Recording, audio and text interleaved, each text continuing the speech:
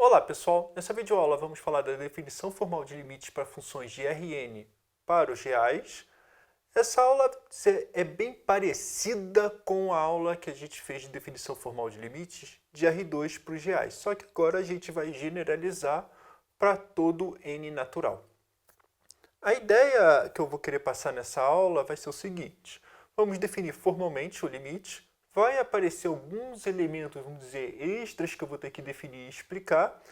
E a ideia dessa videoaula é deixar tudo, vamos dizer, matematicamente preciso. Essa definição matematicamente precisa, ou seja, falando cada um dos elementos que aparece e explicando o que ele é, o que ele faz, qual é a interpretação dela.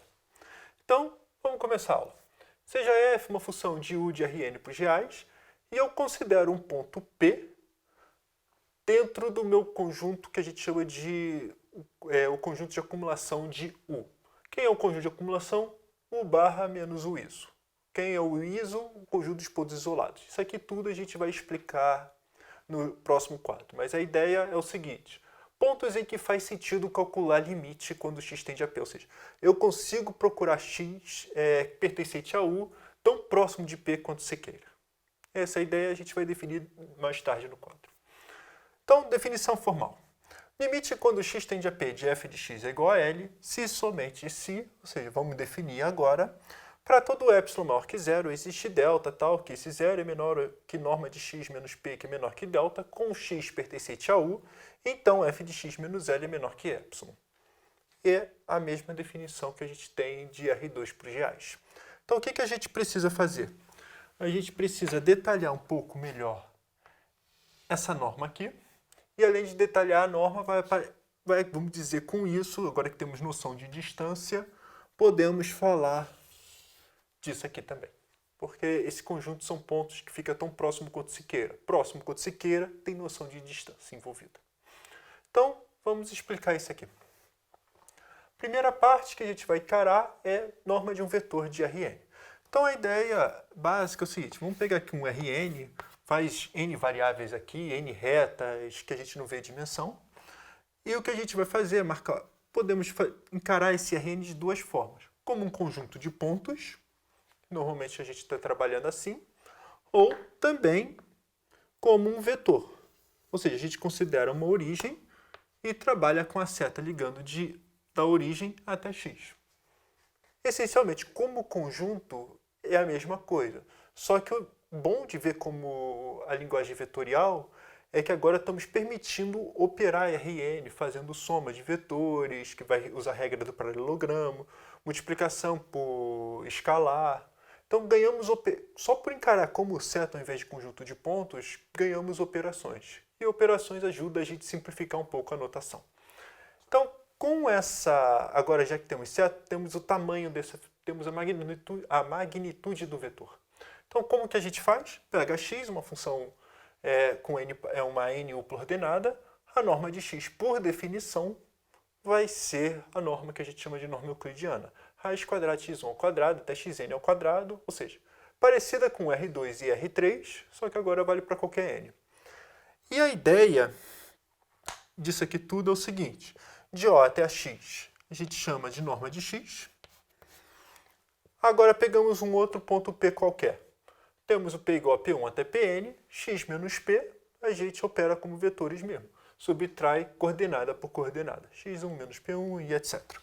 Então, o que quer dizer isso geometricamente? É o segmento de reta orientado que liga de x para P, em Rn mesmo, mesma ideia. Só que a gente coloca a orientação tá como? Sai de P, chega em x. A orientação é essa, sempre usual. E o tamanho desse segmento aqui, orientado, é o que a gente chama de norma de x menos p, que é raiz quadrada, x1 menos p1 ao quadrado, mais reticência, xn menos pn ao quadrado. Bom, agora que temos a noção de distância, a gente pode falar de bola de centro P e raio R, ou seja, a gente consegue fazer mais um passo para falar de limites e a definição formal de limites. Então, como que a gente trabalha? Quem é a bola de centro P e raio R? Parecido, idêntico com a definição do caso n igual a 2. X pertencente a Rn, tal que a norma de x menos P é menor que R. Em outras palavras, eu estou pegando, deixa eu desenhar aqui, esse ponto P aqui e desenhando um círculo ao redor, ou esfera, se tiver em n igual a 3, só que pontilhado na borda. Então temos a bola de centro P raio R. Também temos a mesma ideia de definição de fronteira de um conjunto U, que é o x pertencente a Rn, tal que satisfaz a mesma coisa, ou seja, a bola de centro x e raio R interseção U é diferente de vazio, e a bola de centro x e raio R interseção complementar de U é diferente de vazio. E o fecho de U é o que a gente chama de U união, botei esse U meio esquisito aqui como união, fronteira de U. Esse é o fecho. Mesma definição com n igual a 2. E por que eu estou falando disso aqui tudo? Bom, para falar também de pontos isolados e finalmente chegar em ponto de acumulação. Pelo menos como que a gente trabalha. Lembrando que a gente está trabalhando com U fecho menos U isolado, é o que a gente está chamando de ponto de acumulação. Então vamos colocar na prática. Quem são esses U's aqui todos? O fecho de U já defini. Falta definir o U isolado e quem seria o U ponto de acumulação. Então, U isolado são todos os pontos P pertencentes a U, tal que a bola existe R maior que zero, tal que BPR interseção U é igual a P. Então, vamos pensar aqui na nossa figurinha. Nós temos o nosso conjunto U aqui, possivelmente que a gente chama de pontos isolados. Então, o que eu estou pedindo, olha, esse aqui é um ponto isolado? É. Por quê?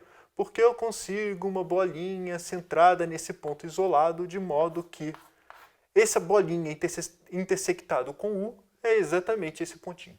Ou seja, eu consigo uma. Então, são todos os pontos pertencentes a U, tal que existe isso aqui. Deixa eu fechar isso aqui. E quem seria, então, um ponto de acumulação? Bem, vocês podem definir desse jeito, ou seja, pegar o fecho de U e tirar todos os pontos isolados, mas também você pode escrever desse jeito. Tá? Antes de escrever desse jeito, eu posso colocar P pertencente a U ou P pertencer ao fecho de U. Tanto faz, porque eu já estou forçando que o P está em U aqui só nessa segunda definição. Então, o que seria U'? É o conjunto de todos os pontos do fecho de U, tal que não é isolado. O que significa não ser isolado? Esse ponto aqui não é isolado? É ponto isolado? Não. Por quê? Porque qualquer raio que eu pegar vai intersectar o região 1. Então, para todo raio maior que zero, PXR interseção, desculpa, eu falei isolar qualquer raio, vai intersectar outros pontos de U, não necessariamente só o X. Então, o que a gente está fazendo é BXR interseção U menos X, tá? Ou seja, estou tirando isso aqui, é diferente de vazio. Ou, se preferir, acrescentou o X, tem pelo menos 2 elementos. Tá? Ou seja, eu quero olhar uma vizinhança dela sem olhar o ponto centrado do raio. Eu quero saber se tem outros pontos próximos. Essa é a ideia do conjunto de pontos de acumulação. E como a gente trabalha para todo raio maior que zero, eu posso botar o raio tão pequeno quanto se queira e focar nesse ponto. E se eu posso focar nesse ponto, ou seja, sempre olhando elementos de X, é o conjunto ideal para a gente falar de limites. A gente precisa disso aqui. Então, basicamente são esses elementos. E, claro, vale essa igualdade, porque, olha só, um existe para todo, tem uma negação aqui, ou está aqui, ou existe um raio que faz isso, ou não existe. Isso aqui é para dizer que para todo raio faz o contrário. Tá? Então, é isso que a gente queria falar, são todos os elementos. Parecido, eu espero ter deixado claro que é bem parecido com n igual a 2, só a gente só fica um pouquinho mais abstrato que é em Rn, mas a ideia é a mesma. E é isso que eu queria falar para vocês.